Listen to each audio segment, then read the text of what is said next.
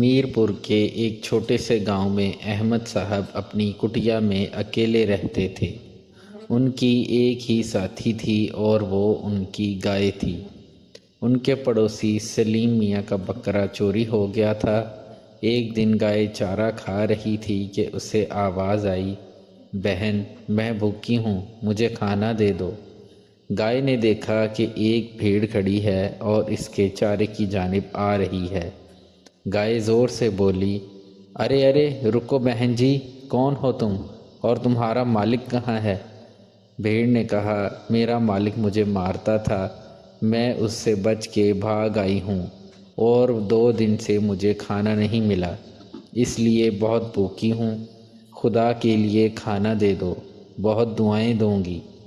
گائے بولی، نہیں بہن، جاؤ کسی اور کے پاس، میں اپنا کھانا نہیں دے سکتی کیونکہ یہ میرے مالک نے مجھے دیا ہے۔ اتنے میں احمد صاحب آ گئے اور سارا ماجرا سمجھ گئے۔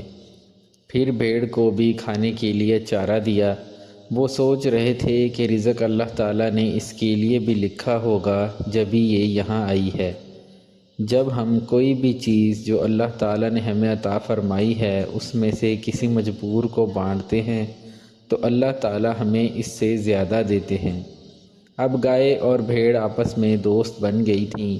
احمد صاحب نے یہ فیصلہ کیا کہ سلیم میاں کا بکرا جو چوری ہو گیا تھا تو کیوں نہ یہ بھیڑ ان کو دے دیں، اس سے اللہ تعالیٰ بھی خوش ہوں گے اور سلیم میاں کی مدد بھی ہو جائے گی۔ دوستو، اس کہانی سے ہمیں سبق ملتا ہے کہ مل بانٹ کر کھانے سے رزق میں اضافہ ہوتا ہے۔ اس طرح کی مزید اچھی سبق آموز ویڈیوز کو دیکھنے کے لیے چینل کو لائک کریں، شیئر کریں اور سبسکرائب کریں۔ شکریہ۔